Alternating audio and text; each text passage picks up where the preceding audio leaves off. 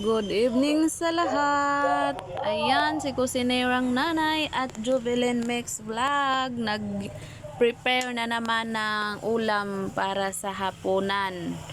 Ayan guys, shout out sa lahat ng mga friends, sa lahat ng mga nagbigay ayuda kanina kay Ma'am Linma.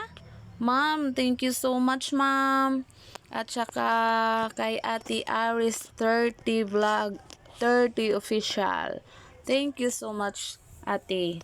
And now, ngayon, andito na ang inyong kusinerang nanay.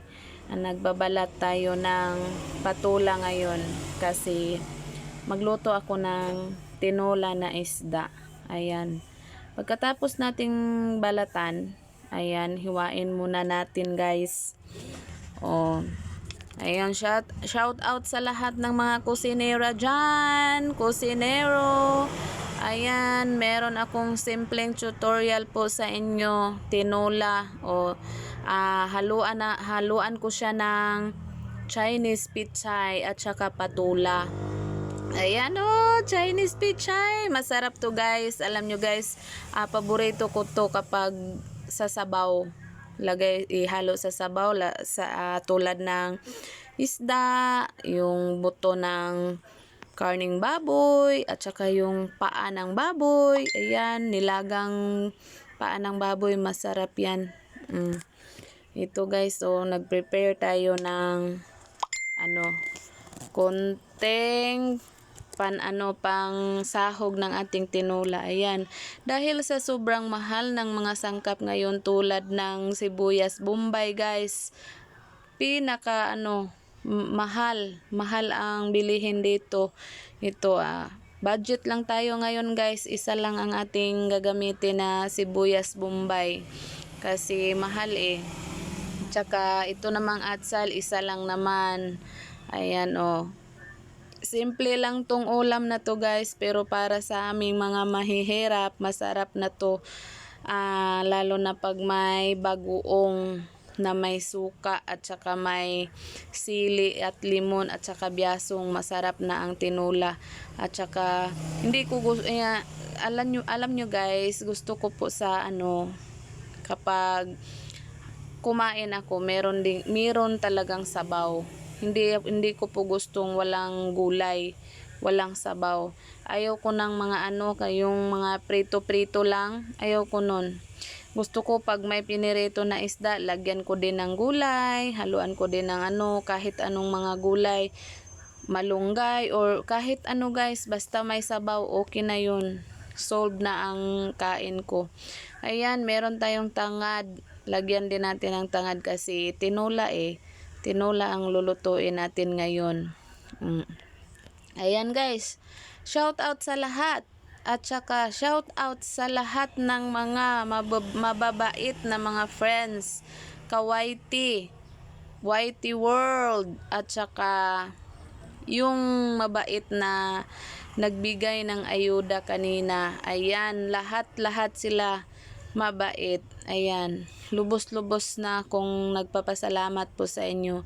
Tsaka guys, pasensya na po sa pasensya na po sa Tagalog ko po kasi Bisaya talaga ako. Hirap talaga guys. Mahirap talaga pag mag Tagalog kasi hindi tayo sanay Hindi tayo sanay sa Tagalog, pero laban lang. Labanan natin ang Tagalog na ito. Wag lang kayong manunusblade dyan. Joke. Ayan, hugasan natin ang isda na galunggong sa amin sigarilyo. Ayan isda galunggong. Kunin muna natin ang kanyang hasang at saka tinai. Ayan guys, pag tinola, ayan, kunan ko siya ng hasang. Ayan, good evening sa lahat. Ito na po si Jubilin Mix Vlog. Don't forget to subscribe my YouTube channel. Jubilin Mix Vlog lang po. Ayan. At saka guys, pagkatapos natin kunan ng hasang at saka tinai, lagyan natin ng konting asin. Asin guys. Oh. At pagkatapos, meron na tayong isinalang na kalaha. Tinakang na natin ang ating kalaha. Tsaka nilagyan na natin ng tubig. Yung tama-tama lang po na tubig. At saka pagkatapos, ayan, hugasan natin ang atchal at saka tanglad dito sa amin sa Bisaya. At ating ilunod guys. Lagay na natin ang tanad at saka atsal. At saka pagkatapos, hugasan muna natin itong mga gulay natin. Ayan o. Hugasan muna natin ang okra at saka yung patula. Pagkatapos nating linisin ito ng maayos guys, pagkatapos nating hugasan, ito na naman, isunod na naman natin ang Chinese pitsay at saka sibuyas na dahon. Hugasan natin ng maayos. Ayan. At saka pagkatapos natin ito, hintayin muna natin yung pinakulo natin na tubig. Meron na yung isda. Oh. Ayan. Simpleng tutorial lang po ito guys. Sa mga mahilig sa sabaw, mahilig sa tinula. Ayan oh. At linisin muna natin ang pinggan. At pagkatapos, itong lababo, linisin natin. Oh. Wow. Ayan. Wow. Ayan. Tingnan natin ang ating tinolang isda. Oh. Ayan guys, oh.